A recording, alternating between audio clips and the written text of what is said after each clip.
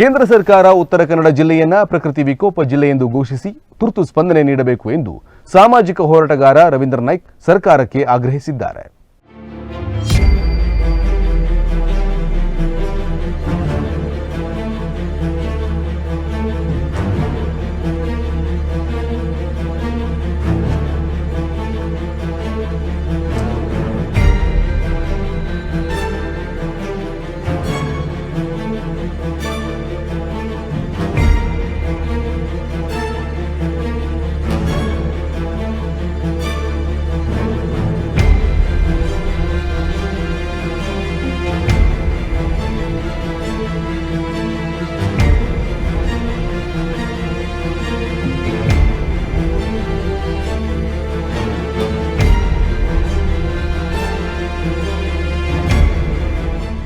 ನೈಸರ್ಗಿಕ ಸೊಬಗಿನಿಂದ ಕೂಡಿದ ಉತ್ತರ ಕನ್ನಡ ಜಿಲ್ಲೆಯಲ್ಲಿ ಅಸಮರ್ಪಕ ಅವೈಜ್ಞಾನಿಕ ಯೋಜನಾ ಕಾಮಗಾರಿಯಿಂದ ಗುಡ್ಡಗಾಡು ಜಿಲ್ಲೆಯು ಪ್ರಕೃತಿ ವಿಕೋಪದಿಂದ ಜನಜೀವನ ಹದಗೆಟ್ಟಿದೆ.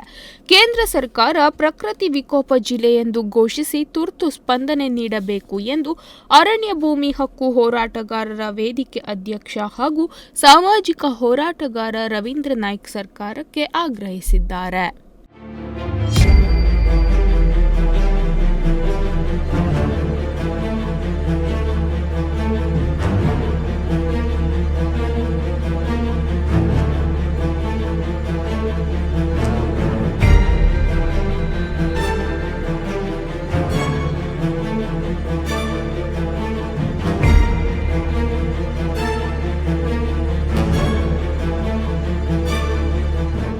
ಶಿರಸಿ ಕುಮಟಾ ರಸ್ತೆಯಲ್ಲಿ ಜರುಗಿರುವ ಭೂಕುಸಿತ, ಅತಿವೃಷ್ಟಿಯಿಂದ ಉಂಟಾದ ಪ್ರದೇಶಗಳಿಗೆ ಭೇಟಿ ನೀಡಿದ ಬಳಿಕ ಮಾತನಾಡಿದ ರವೀಂದ್ರ ನಾಯ್ಕ್, ಜಿಲ್ಲೆಯು 80% ಭೌಗೋಳಿಕ ಪ್ರದೇಶ, ಗುಡ್ಡಗಾಡು, ಕಣಿವೆ, ನದಿ, ಕೊಳ್ಳಗಳು, ದಟ್ಟ ಅರಣ್ಯ ಪ್ರದೇಶಗಳಲ್ಲಿ ಅಭಿವೃದ್ಧಿ ಹಿನ್ನೆಲೆ ಅವೈಜ್ಞಾನಿಕ ಅಸಮರ್ಪಕ ಕಾಮಗಾರಿಗಳು ಪ್ರಕೃತಿ ನಿಯಮಗಳಿಗೆ ವ್ಯತಿರಿಕ್ತವಾಗಿ ಜರುಗಿದ ಹಿನ್ನೆಲೆಯಲ್ಲಿ ಅನಿರೀಕ್ಷಿತ ನೈಸರ್ಗಿಕ ದುರಂತಕ್ಕೆ ಜಿಲ್ಲೆಯು ಕಾರಣವಾಗಿದೆ.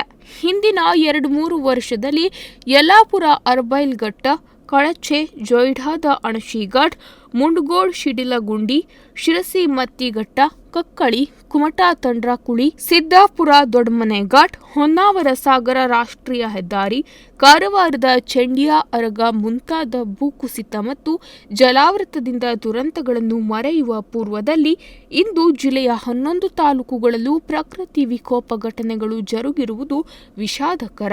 ಇವೆಲ್ಲವಕ್ಕೂ ಅವೈಜ್ಞಾನಿಕ ಕಾಮಗಾರಿಗಳೇ ಕಾರಣ ಎಂದು ಆರೋಪಿಸಿದ್ದಾರೆ.